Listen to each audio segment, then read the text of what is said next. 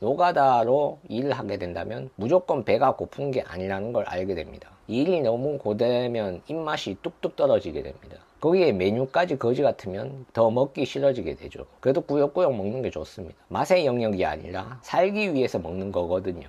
일을 하다가 너무 힘든데 담탐도 아니고 점심시간도 아니라고 하면 똥을 싸러 간다고 하고 화장실 가서 한 10분 정도 때우고 오는 것도 좋습니다. 여기서 중요한 게 담탐과 화장실 가는 시간을 같이 퉁치는 게 아니라 담탐 따로 화장실 가는 시간을 따로 두고 요령껏 하셔야 된다는 거죠. 만약 작업 반장이나 일을 시키는 사람이 화장실을 가는 걸로 뭐라고 하면 그건 뭐라고 하는 사람의 문제입니다. 생리 현상 가지고 뭐라고 하는 것 자체가 말이 안 되는 거니까.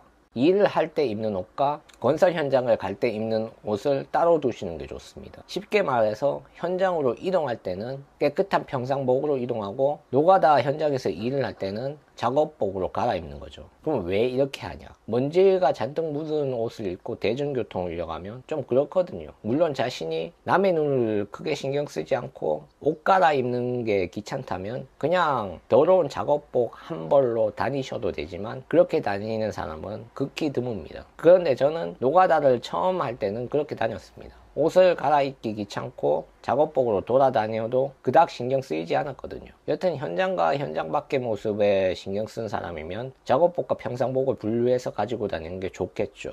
내가 노가다를 하러 갔는데 너무 힘들거나 이건 아니다 싶은 현장이 꼭 한 개씩은 나옵니다. 저는 그럴 때는 추노를 권장하는 편입니다. 제가 이렇게 추노에 대해서 권장한다고 하면 제3자는 나약해 빠져서 그것도 못 견디면 앞으로 뭐 할래? 라고 이야기하죠. 근데 그런 개소리를 듣는 것보다 내 몸 상태야 현재 상황을 고려해서 못하겠다 싶으면 못하는 겁니다. 일을 시작했으면 오늘 하루는 끝까지 해야 된다는 책임감도 좋지만 몸 상태가 안 좋거나 여러 가지 상황이 안 맞는다면 중간에 내빼는 것도 필요하다고 보는 입장입니다. 교육을 받는 시간이 개이득입니다. 왜냐하면 처음 가는 현장이 아닌 경우에는 바로 일에 투입이 되지만 처음 온 경우 필수적으로 교육을 받아야 되기 때문에 일을 하는 시간이 줄어들거든요.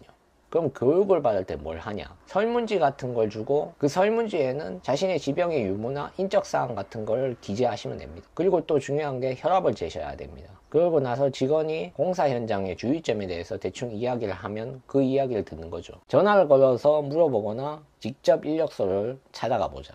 인력소를 가본 적이 없거나 가기 망설여진다면 일단 전화를 걸어서 일을 나가고 싶은데 몇 시까지 나가야 되냐 물어보시고 그럼 대부분 5시 반 정도까지 오라고 할 겁니다. 이렇게 전화를 걸어서 물어보는 것도 방법 중에 하나지만 가장 정확한 방법은 직접 인력소를 가보는 게 더 정확합니다. 노가다로 일을 하다 보면 쉬는 시간이 두 가지가 있다는 걸 알게 됩니다. 첫 번째는 담탐, 두 번째는 점심시간. 일을 하다가 노가다 아재들이 담배를 피러 간다고 하면 당신이 비흡연자라도 따라가셔야 합니다. 물론 굳이 담배를 피실 필요는 없습니다. 그냥 흡연장에서 좀 떨어져 있는 데서 적당히 눈치껏 쉬시라는 이야기죠. 그리고 두 번째 쉬는 시간인 점심시간 같은 경우 노가다로 일을 하면서 가장 오래 쉴 수 있는 시간입니다. 이때는 후딱 밥을 먹고 일하기 전까지 주무셔야 됩니다. 잠이 안 와도 억지로 눈을 붙이셔야 되는 게 잠이 어느 정도 필요 회복에 도움이 되기 때문이죠. 물론 혹시 모르니까 알람 맞춰 놓는 것도 잊으시면 안 됩니다. 당신이 인력소를 처음 가면 해야 하는 것들이 있습니다. 소장이 처음 하냐고 물어보고 신분증과 건설기초이수증을 제출하라고 이야기하면 그걸 내시고 기다리시면 됩니다. 물론 이건 처음 갔을 때지 다음부터는 내실 필요가 없습니다. 그리고 코로나 시대에 들어서 매일매일 해야 되는 게 생겼는데 인력소를 갈 때마다 명부에 자신의 이름과 사인, 연락처를 적고 체온을 적으셔야 됩니다. 이걸 적으시고 기다리다 보면 이렇게 적혀있는 명부를 바탕으로 소장이 지 꼴리는 대로 현장을 보내는 게 인력소의 시스템이라고 할 수 있죠. 그렇기 때문에 소장에게 찍히면 그 인력소에서는 일을 못 나간다고 생각하시면 됩니다. 같은 인력소에서 같은 현장으로 일을 하러 간 사람이 있었는데 그 사람이 고혈압 환자였죠. 그래서 직원이 병원 가서 소견서를 받아오면 일을 할 수 있다고 이야기를 했죠. 근데 그 사람은 결국 그날 일을 하지 못했습니다. 이 혈압적인 부분에서 꽤나 엄격한 게 공사 현장입니다. 그렇기 때문에 고혈압이나 혈압이 높은 사람은 일을 못할 확률이 높습니다. 그 부분에 대해서 어느 정도 인지하시고 가셔야 됩니다. 주변 인력소를 물색하자. 인력소를 통해서 일을 나가기로 마음먹었다면 주변에 인력소가 어디 있는지 찾아봅시다.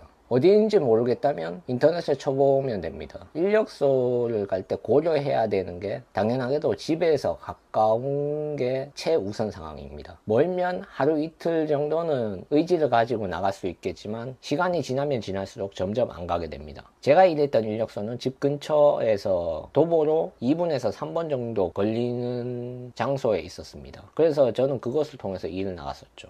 일용직 잡부는 일당을 어떻게 받는가? 두 가지 방법이 있습니다. 오늘 갔던 인력소로 돌아가서 명부에 내 이름과 사인을 한 후에 일당을 수령하는 방법과 인력소로 가지 않고 소장에게 연락해서 계좌로 받는 방법이 있죠. 편한 대로 받으시면 됩니다.